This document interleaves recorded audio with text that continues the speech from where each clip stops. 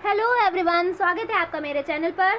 This is the important video for BEd third semester student and आपके लिए important है अगर आपका सब्जेक्ट विद्यालय प्रबंधन एवं नेतृत्व मतलब स्कूल मैनेजमेंट एंड लीडरशिप आपका सब्जेक्ट है तो ये वीडियो आपके लिए इम्पॉर्टेंट है। So please subscribe my channel and like this video and as possible as share this video with your friends group. Okay please, ठीक है। तो इस वीडियो में हम चैप्टर 3 को पढ़ेंगे।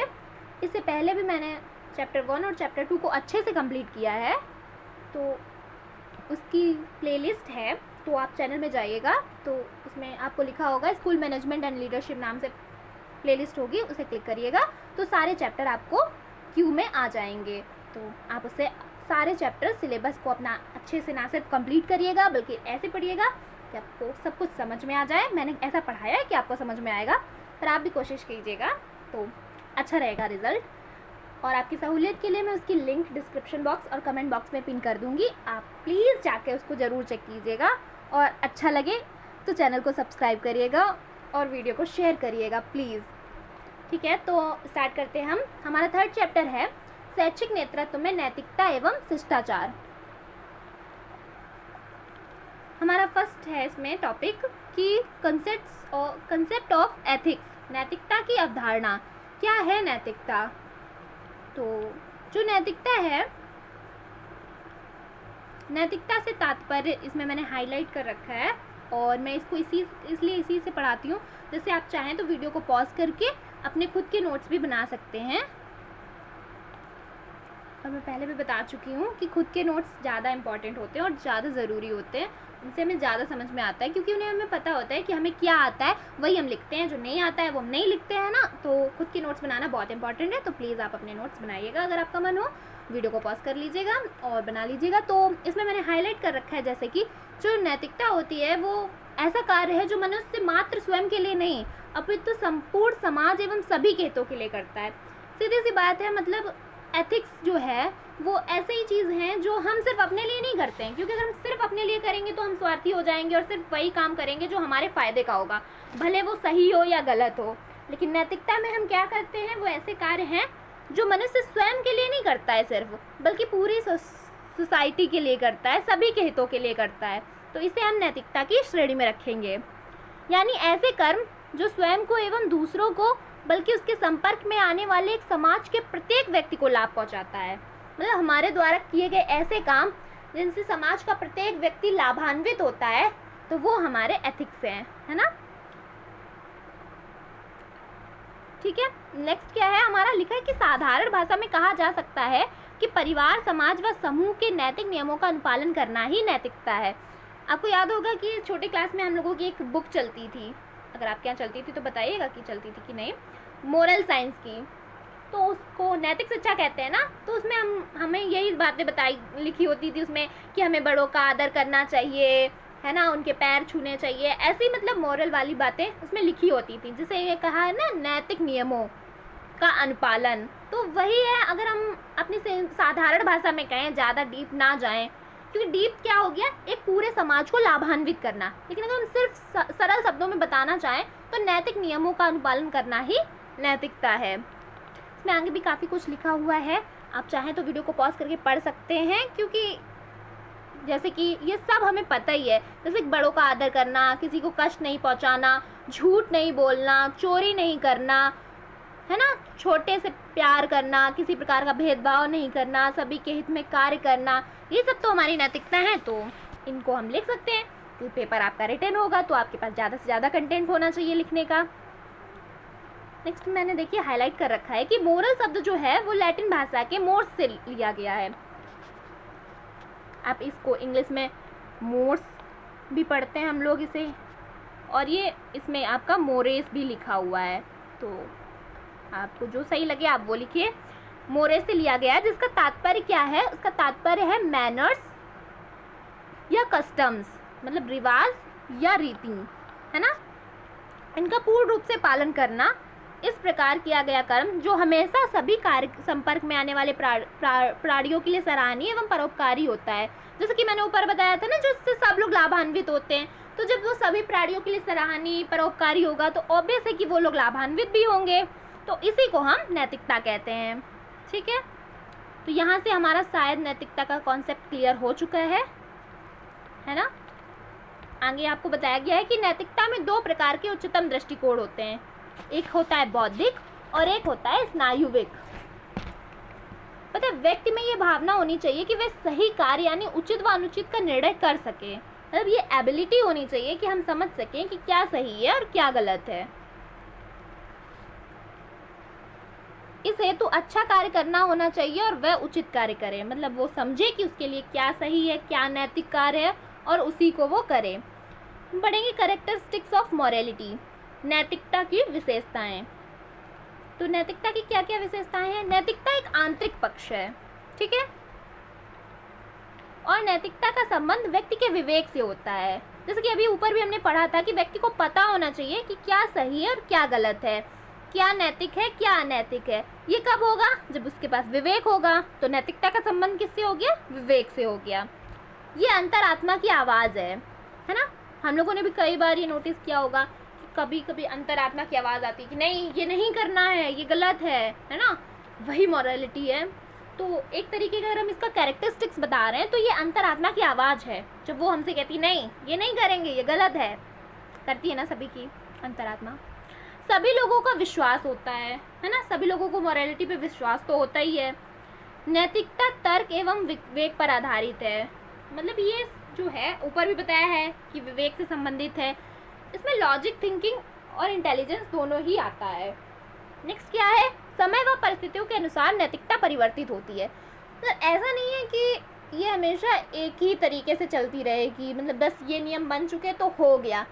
लकीर का फ़कीर होना वैसे भी अच्छी बात नहीं होती, लेकिन क्या है, ये समय व परिस्थितियों के अनुसार बदलती रहती है। जैसे समय, जैसी परिस्थितियाँ, वैसी नैतिकता, है ना।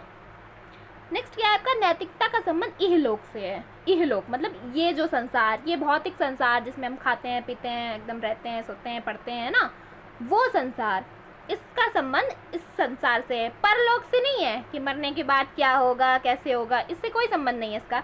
इसका संबंध है आपका इहलोक से। आई थिंक आपने ये वर्ड काफ़ी पढ़ा होगा फिलॉसफी में, इहलोक और परलोक, है ना। पढ़ा है तो बताइएगा अगर याद भी है आपको। नेक्स्ट है आपका शैक्षिक नेतृत्व में नैतिकता और शिष्टाचार। तो ये बता रहे हैं कि एजुकेशनल लीडरशिप में नैतिकता और शिष्टाचार क्या है और कितनी ज़रूरी है। जैसे मैंने पहले भी बताया कि आपका पेपर रिटन होगा तो आपको ज़्यादा से ज़्यादा कंटेंट चाहिए। ऐसा नहीं है बस आप पॉइंट टू पॉइंट लिखें, बस हाँ वो रिलेटेबल होना चाहिए। ऐसा नहीं है कि पूछा कुछ गया आप बता कुछ रहे हैं ना, ऐसा नहीं होना चाहिए, बस रिलेटेबल होना चाहिए। लेकिन आपके पास कंटेंट तो ज़्यादा से ज़्यादा होना चाहिए क्योंकि टाइम काफ़ी कम होगा, लिखना ज़्यादा होगा, है ना। तो तुरंत आंसर आना चाहिए कि हाँ यही होगा इसका आंसर, तो लिख लूँगी, है ना, ऐसी फीलिंग आनी चाहिए। तो इसमें मतलब ये बताया गया है कि जो एक एजुकेशनल लीडरशिप होती है उसमें क्या क्या होता है, या कोई भी लीडरशिप जो होती है, एक संस्था अगर है तो उसमें कुछ लोग प्रशासक का कार्य करते हैं, है ना, और कुछ लोग उनके दिए हुए आदेशों का निर्वाह करते हैं। अब जैसे कि मैनेजर क्या करता है, वो सिर्फ इंस्ट्रक्शन ही तो देता है कि अच्छा आप उस पीरियड को ले लीजिए, आप उस क्लास में चले जाइए, ऐसे कर दो वैसे कर दो, है ना, वो इंस्ट्रक्ट ही करता है और उसके इंस्ट्रक्शन के हिसाब से बाकी लोग काम करते हैं। तो वही इसमें बताया गया है कि शिक्षा के क्षेत्र में निर्देशक, उपनिदेशक, विद्यालय निरीक्षक, प्रधानाचार्य, विभागाध्यक्ष तथा कुछ वरिष्ठ अध्यापकों को प्रशासक के रूप में ही अपने उत्तरदायित्व निभाने पड़ते हैं। इन प्रशासकों को ही शिक्षा क्षेत्र में नेता समस्याओं का विधिवत ज्ञान होना चाहिए, और तभी तो हम लोगों को भी पढ़ना पड़ रहा है ये सब्जेक्ट, क्योंकि as a teacher we are leader of our students, so we have to know what is the qualities have a leader, है ना। तो हमें पता होना चाहिए कि लीडर के पास क्या क्या होना चाहिए, क्या क्या क्वालिटीज़ होनी चाहिए, कैसा क्या करना चाहिए उसे, तो हमें पढ़ना पड़ रहा है ना। तो यही बताया गया है इसमें कि ऐसा नहीं है कि मतलब विद्वान है इंसान तो बस वो लीडर हो गया। अच्छा, इसमें ऐसा नहीं कि बस उसने पढ़ डाला सब कुछ, ये इसमें बताया गया है कि पाठ्यक्रम, पाठ्यपुस्तक, पुस्तक शिक्षण, शिक्षण विधि, शिक्षण व्यवहार, मूल्यांकन, प्रभाव आदि का प्रशासकों का सम्यक ज्ञान होना चाहिए। परंतु प्रश्न ये है कि इन सभी बातों से पूर्ण जानकारी रखने पर, प्रसिद्ध होने पर कोई भी व्यक्ति सफल प्रशासक बन सकता है। मतलब ये जानकारियाँ होना तो नेसेसरी ही है, पर ऐसा नहीं है कि इन जानकारियाँ जिसको हैं वो बन जाएगा, है ना, पर जानकारियाँ होना बहुत ज़रूरी है।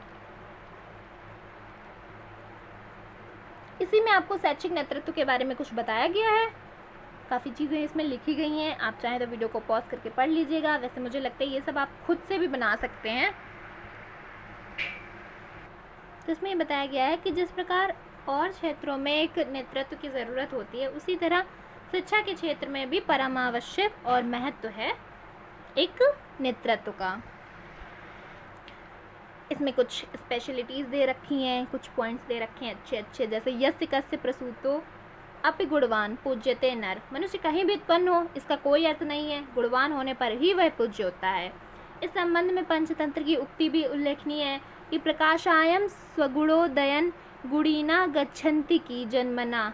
कोई वस्तु गुणों के उदय से ही प्रकाशमान होती है, उसकी उत्पत्ति स्थान का कोई महत्व नहीं होता है।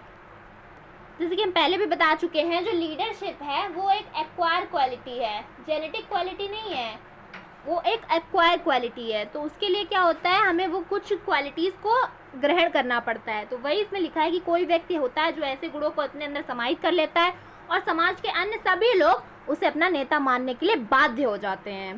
शैक्षिक प्रशासन के, ठीक है, तो क्या होता है, अर्जित गुणों पर आधारित होता है, यही शैक्षिक नेतृत्व कहा जाता है।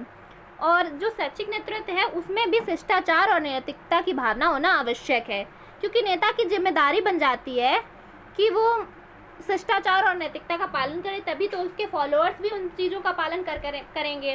और ख़ासकर एक टीचर, जब टीचर एक लीडरशिप के रूप में, एक लीडर के रूप में काम करता है, तो उसके लिए तो नितांत आवश्यक है, मतलब बहुत ज़रूरी है कि वो शिष्टाचार और नैतिकता की भावना को अपनाए, क्योंकि जब वो शिष्टाचार और नैतिकता नहीं अपनाएगा तो अपने बच्चों से कैसे उसकी अपेक्षा कर सकता है ना। और यही है, जैसे कि उदाहरण में आपको दिया है कि नेता अनुयायियों की मनोवृत्तियों और व्यवहार को परिवर्तित करने की चेष्टा करता है और उनमें नैतिक मूल्य उजागर करता है। और ये टीचर तो खासकर ये काम करता है ना, हमारे अंदर मॉरलिटी लाने की कोशिश करता है, अच्छी अच्छी बातें बताता है हमको, है ना। जैसे स्वयं को, पर कभी कभी क्या करता है, जब नेता खुद ही अपने पदों का दुरुपयोग करने लगता है, जब टीचर अपनी शक्तियों का दुरुपयोग करने लगता है कि अगर वो टीचर है वही ना, तो वो करने लगता है कि बस हम तो कुछ भी कर सकते हैं, कुछ भी कह सकते हैं, है ना।